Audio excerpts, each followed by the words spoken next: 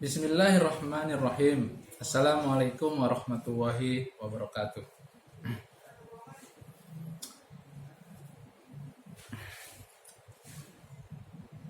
Baiklah, hari ini bertemu dengan saya. Pelajaran saya bahasa Indonesia. Sebelumnya saya mengucapkan selamat bergabung di kelas 8B yang baru tahun ajaran 2020-2021. Selamat atas kenaikan kalian. Semoga di kelas yang baru ini kalian tambah semangat untuk meraih prestasi. Dan semoga kita bisa belajar bersama dengan baik, lancar, dan nyaman di kelas kita yang baru ini. Kelas 8B. Dengan saya, Muhammad Ali Bustami, dalam pelajaran bahasa Indonesia. Baik, sedikit perkenalan dari saya ya. Mungkin sudah dikenalkan kemarin di awal di awal masuk ya, di hari Senin. Mungkin sudah ada yang kenal. Kemudian hari ini materi kita sangat simpel aja, yaitu mengenai teks berita. Satu yang saya minta dari kalian untuk pelajaran bahasa Indonesia ini, yang saya sarankan adalah kalian harus tingkatkan minat baca kalian. Ya, karena dengan membaca semuanya akan menjadi mudah, apalagi bahasa Indonesia. Membaca adalah syarat yang mutlak untuk memahami pelajaran saya. Maka, sukalah membaca, gemarlah membaca, dan tingkatkan terus minat baca kalian. Nah, itu untuk sebagai kunci ya dalam masuk pelajaran bahasa Indonesia ini. Baiklah siswa-siswi kelas 8B SMP Ar-Rahman yang saya banggakan. Tentunya pertemuan pertama ini ya, saya akan sedikit menampilkan ya, atau menjelaskan tentang pengertian teks berita yang tadi sudah saya sampaikan di awal ya. Bahwasanya teks berita merupakan sebuah teks ya yang isinya tentang informasi-informasi kekinian ya yang sengaja disebarluaskan atau diinfokan kepada halayak ramai, kepada masyarakat luas atau kepada kita semua.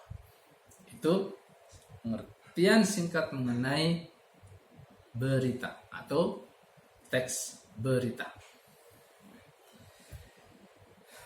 Maka di dalam teks ini tentunya kalian nanti akan diperdengarkan ya, atau mungkin akan disodorkan sebuah teks berita yang harus kalian baca. Kalau memang itu nanti ditampilkan atau diperdengarkan, maka kalian harus dengan simak atau dengan teliti dan fokus mendengarkan berita yang akan disampaikan. Dan teks berita ini terbangun dari beberapa unsur-unsur berita ya, yang mana unsur-unsur berita ini kita singkat saja menjadi 5W plus 1H. Yang mana 5W plus 1H itu merupakan singkatan dari kata-kata bahasa Inggris yang meliputi W pertama adalah what, W kedua adalah who, W ketiga adalah why, W keempat adalah when, dan W kelima adalah where.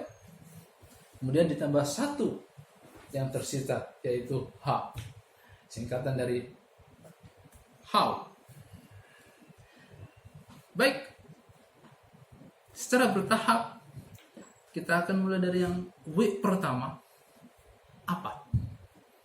What? Artinya adalah apa sih sebenarnya yang diberitakan? Apa yang sedang dikabarkan? Paling tidak inti dari berita itu seperti apa? Itu yang pertama. Nah, biasanya diwakili oleh judulnya. Adanya kalau dalam struktur berita itu ada di lead itu ya kepala berita. Di depan adanya ya di awal-awal. Kemudian melanjut ke W yang kedua adalah what sudah ya. Who berarti siapa. Artinya siapa saja yang terlibat dalam berita itu, siapa saja yang diberitakan, aktor utama siapa dalam berita tersebut. Nah, itu adalah W yang kedua, who. Kemudian W yang ketiga ya, kita ambil saja bisa dari when atau where. Oke lah, when ya, when, kapan berita itu terjadi. Nah, tanggal, tahun, mungkin harinya juga, dan timingnya, saat-saatnya secara rinci itu juga harus tercantum dalam pemberitaan. Dan W yang keempat adalah where, di mana tempat kejadian perkara atau TKP. Itu juga merupakan hal yang harus diberitakan karena itu adalah unsur berita yang tidak bisa ditinggalkan dan diabaikan dalam penulisannya. Dan W yang terakhir, yang kelima adalah why. Mengapa? Artinya mengapa peristiwa dalam berita itu terjadi? Bagaimana kronologinya? Bagaimana prosesnya? Nah, itu adanya di W yang kelima ini, yaitu why.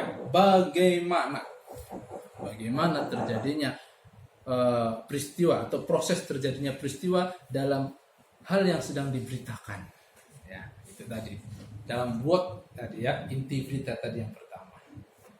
Nah, satu lagi yang tersisa anak-anakku kelas 8B SMP Rahman yang saya banggakan, yaitu H. 5W plus 1H, jadinya 6. Nah, ini sengaja dibedakan karena memang hurufnya beda ya. Jadi dia H, 5W plus 1H. Nah, H ini adalah singkatan dari how. Ya. How, bukan how, tapi how. Bagaimana? Kalau tadi mengapa, kalau why itu mengapa ya tadi ya, mengapa. Kalau ini bagaimana? Nah, bagaimana berita itu disampaikan? Kalau tadi hanya menerangkan tentang, kalau why itu menerangkan tentang mengapa berita itu terjadi, mengapa peristiwa itu terjadi. Nah, ini prosesnya, ya kan? Bagaimana berita itu disampaikan, bagaimana kejadian itu bisa terjadi. Nah, lengkap sudah. Jadi ada 6 unsur jadinya ya terangkum dalam rumus 5W plus 1H. W yang pertama adalah what, ya kan? Apa yang diberitakan. W yang kedua adalah apa tadi? Who, siapa yang terlibat dalam berita tersebut. W yang ketiga adalah when, kapan berita itu terjadi, peristiwa itu terjadi. Dan W keempat adalah where, di mana terjadinya peristiwa tersebut. W yang kelima why, mengapa atau kenapa peristiwa itu terjadi, apa sebabnya, apa latar belakangnya, apa motifnya.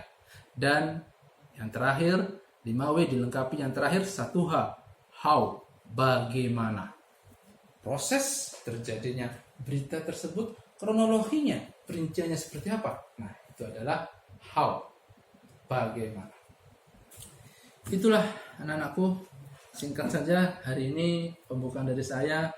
Tadi pengertian teks berita sudah saya sampaikan. Kemudian saya lanjutkan yang kedua dengan unsur-unsur berita yang ada 6 tadi ya, yang terangkum dalam 5W plus 1H. Ingat, unsur ini wajib adanya. Paling tidak 4. Kalau memang tidak bisa dipenuhi dalam penulisannya, bisa 4 minimal, yaitu what, who, where, dan when. Untuk why dan how mungkin bisa diwakili.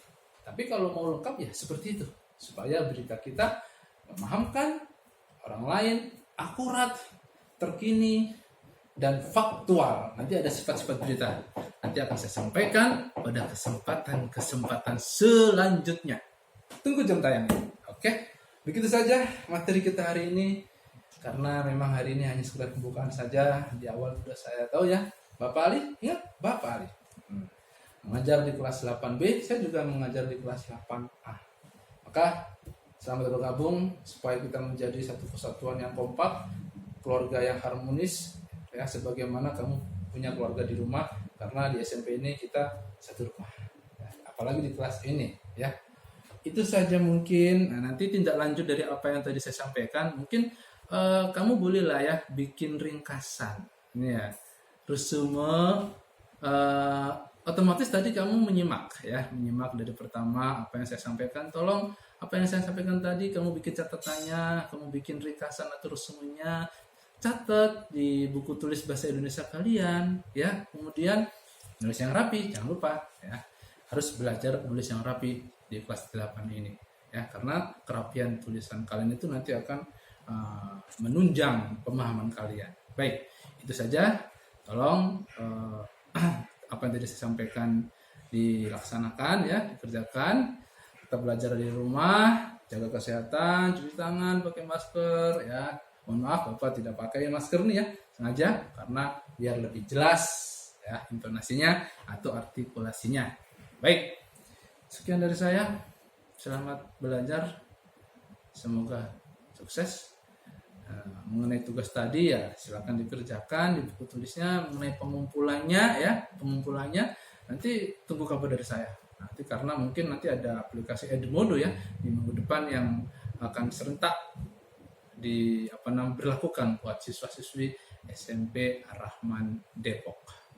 Sekian dari saya, kurang lebihnya mohon maaf ya, dan sampai jumpa pada pertemuan berikutnya. See you next time. Wassalamualaikum warahmatullahi wabarakatuh.